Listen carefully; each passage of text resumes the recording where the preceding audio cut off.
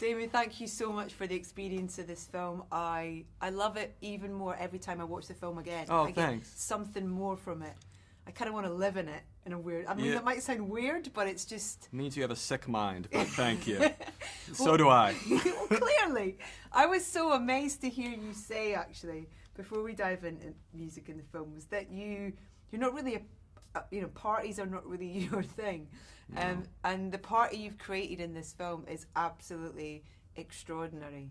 And the layers to it are just, I mean, I couldn't even imagine trying to get to the kind of core of it because there's just so much going on. It's fantastic.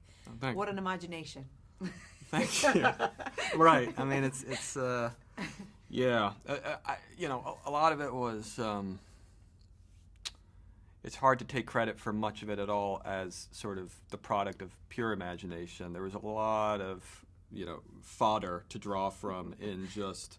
Even just written accounts of some of the parties of this era, Yeah. or parties of other eras, but something about this era in Hollywood, there was something about that juxtaposition I found so fascinating between the kind of opulent sort of old world trappings of 1920s, high society, and then the utter bestial, base kind of tawdry sort of behavior that would sort of go on in those hallowed halls. Yeah. It's like just again coming down to sort of bodily fluids in a room like that.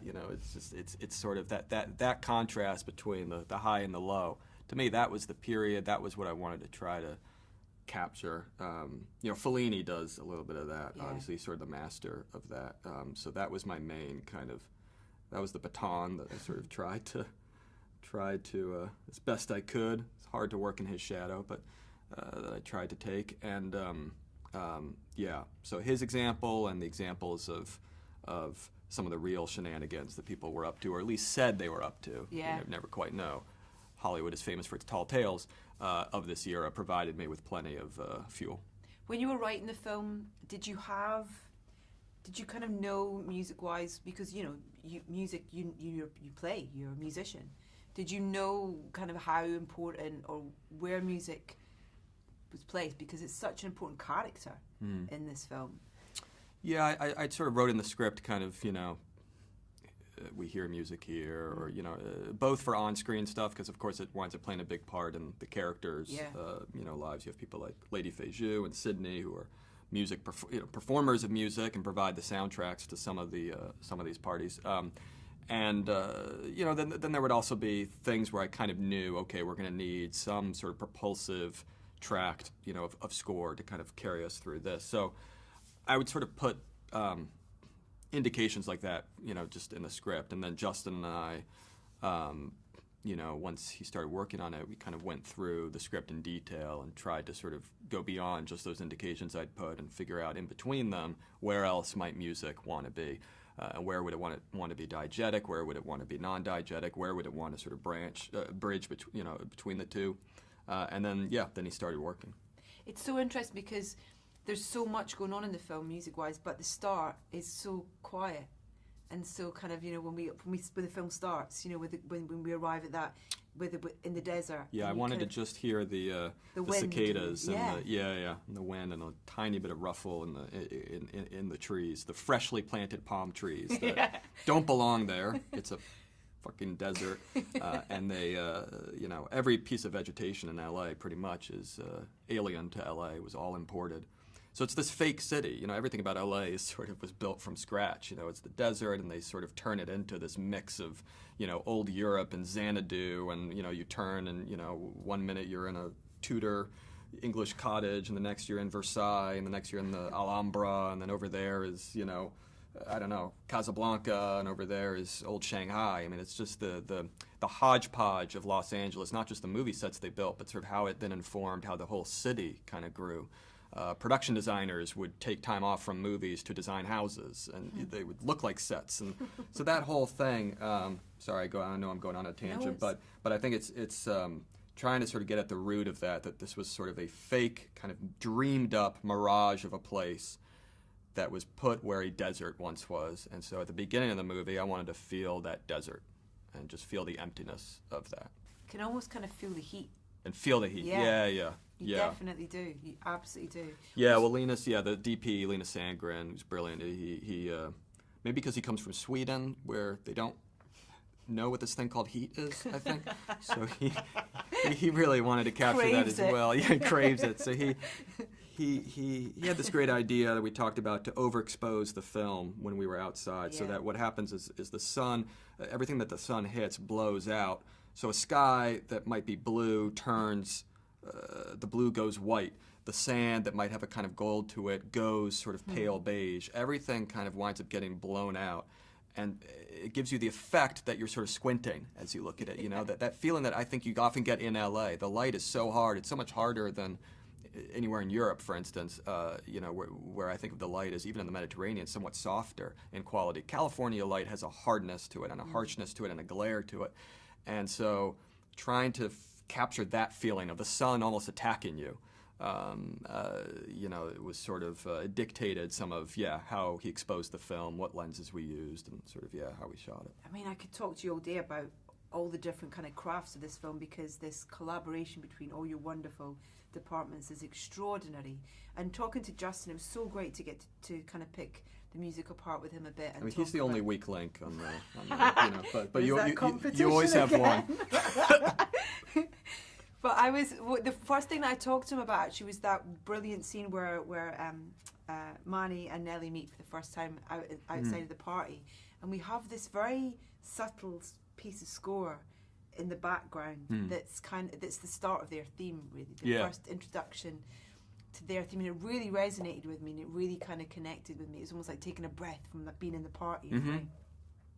And it was just, it was a jumping off point for him then, talking about this beautiful journey that so many bits of the score have throughout the film in terms of how they're kind of mashed up and added to, and you know, it's wonderful to hear that there's a thread through from themes that you hear in one point to other parts of the film as well as all this extraordinary music that's happening from the bands and the orchestras that we see as well. Yeah, it's you know, we sort of knew it'd be a sprawling movie with all these different characters, and even goes through different tones. So the music had to unify it. Yeah. Otherwise, it would really risk being completely incoherent. And you know, we talked a lot about, for instance, what Nino Rota did with some of the Fellini pictures, like Dolce Vita, talking about a long, sprawling movie, where you hear the same fragments of melodies reprised throughout, but always in different kind of guises, and they take on a sort of emotional baggage as they gain resonance, you know, as the movie unfolds. You know, and then sometimes it'd be this sort of backwards thing, like with that Manny Nelly theme as they're walking. I remember that was one of the last, you know, again, I'd say like so much of the music was written before we shot, but that we hadn't figured out, we hadn't cracked. We didn't know what it was. We knew what it wanted to feel like, but we did lots of iterations. I remember, you know, I would sort of screen full cuts of the film for myself and watch it with different kinds of music for let's call it their theme melody. And nothing was really working. And then finally, it sort of occurred to us that this kind of very simple tune that he had written for Nellie for her first day on set, when she's dancing and kind of becoming a star on set. It's a sort of propulsive, fun, very simple kind of tune that was very fun and fast and upbeat. You sort of realized if we slowed that down dramatically, it suddenly had this melancholy to it. It had this sweet, kind of bittersweet, sort of broken circus kind of feeling to it. And that was the revelation, was literally just taking that from another part of the movie, slowing it down, and putting it in different instruments behind them and their walk, and suddenly it came alive. Suddenly it was clear, that's their melody, that's their theme. Something that had already been introduced as sort of related to her became theirs, and became the sort of love theme of the movie. So that's things like that, you know, where you sort of find associations that sometimes you plan, sometimes you surprise even you.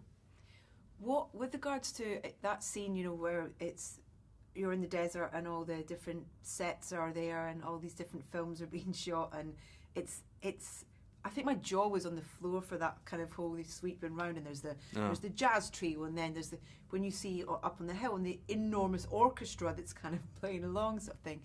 Just in terms of writing something like that, what's the inspiration between that particular section of the film in terms of, it's clearly a love of film from you, in terms of wanting to, in a way, within your film, celebrate the kind of chaos and the kind of just the constant kind of work ethic that's going on there as well, in terms of we've got to get it out, we've got to get in. Spike is phenomenal. Yeah.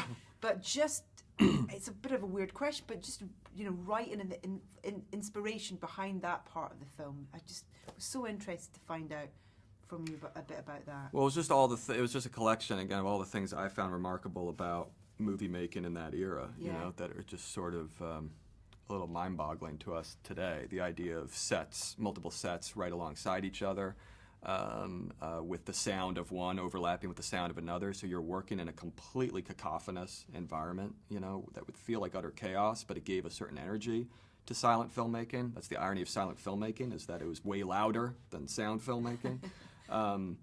For obvious reasons, the shooting out in the open air, sort of not being on kind of the traditional studio lots, but having these sort of makeshift studio lots built out of the desert, feeling the dust, feeling the elements, the sweat of it. The fact that movie making in those days was mostly manual labor. It wasn't this kind of there was a central technology of the movie camera. But beyond that, I mean, people were using tools that were as old as theater in some regards, and there was just this kind of physicality to it that maybe some element of which remains. A lot of movie making still is manual labor, but it's a little less in your face now than it was then.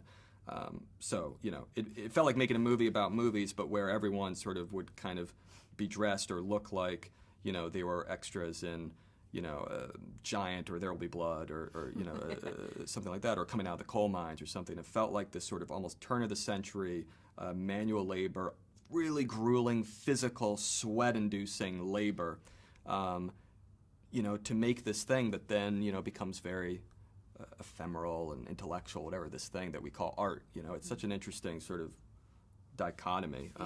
And then, orchestras on set playing live music, people dying in the making of movies, extras being rounded up just by, cars patrolling Skid Row and picking up homeless people and offering them bagged lunches and paying them in no other way. Extras revolting and getting rounded up by someone riding on horseback with a gun, threatening to kill them. I mean, all of that was, I didn't make any of that up. That's all pulled from the records of just how some of these movies were made. So, yeah. I laughed so much at parts of the film where you meant to, clearly, but hopefully. But there's some of the lines and some of the okay, no tits, kind of all that kind of stuff. It's kind of, it's just. Well, again, the vulgarity of it, it was unapologetic, I guess. It was sort of the movie. They didn't have time for niceties, I mean, these people were shooting multiple movies a week sometimes. I mean, it was just, it was a factory in a way that, again, is sort of harder to comprehend for, us kind of more pretentious filmmakers today. And the sound, the first time they record sound in the studio. Well, that too was all pulled from everything from the camera box to the heat to the sort of repetition of it all. I mean, that was all pulled from people's nightmare reminiscences of when sound came in, because it really was the end of the party. It was the end of freedom as they knew it. Movie making completely changed overnight. I love that cue that comes in when they, after they finished filming and they're in the other party and someone asks about Nellie and she's with the ice sculpture, that's all I'll say. And they go, where's it? And they go, Nellie, oh yeah, and they sort of look across and it's a great sort of pan around to her and they go, we're really fond of her. And then this music cue just kind of pounds in. And it's almost like being at a party with someone that you've lost for a second and they just kind of, come on, we got to go this way. The music has such a physical reaction to me anyway, watching it and stuff. Yeah. And I wondered if that was the intent as well. Yeah, for sure. I wanted to give the audience a physical experience, because I want to make sure the movie didn't feel like so many period films often do, distant from them, where it just feels like you're looking through glass. So it needed to feel like you're at the party, you're at the club. When that beat comes in, you're feeling it in your gut. You want to dance. You're sort of tapping your foot without even, consciously knowing you're doing so. That was part of the challenge, because again, it is a period film. It's 3 hours, so you've got the obstacles in your way to kind of keep an audience engaged, and the music became one of the best tools we had to sort of overcome those barriers. And was there's always a choice of do you write music, how much is diegetic, or do you use existing music?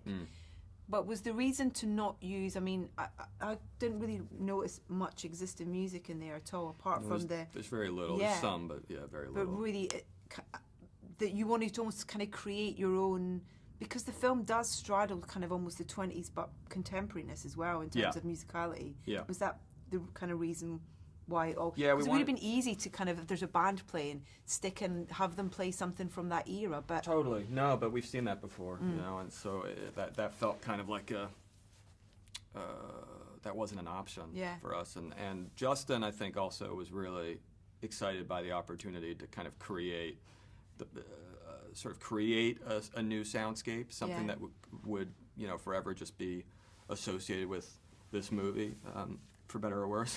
And so, he kind of he took that on, and I'm sure he spoke about this more eloquently than I can. But sort of trying to use the ingredients that existed at the time and use the basic DNA of 20s music, but kind of recombine things, take them in a direction, and play them with more muscularity that does sort of modernize it. It was sort of trying to be modern without being anachronistic, was kind of a little bit the trick, the dance, I'd say.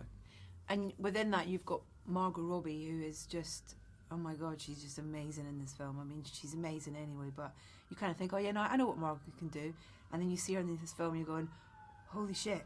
It's kind of just extraordinary. You can't take your eyes off her. And she's just so many different. That's a really loud fire engine out there. Someone's coming to sort of appropriate to her raid character. this party. Yeah, totally. But there's the movement and that dance scene as well. Do you mind talking a little bit about the kind of creation of that?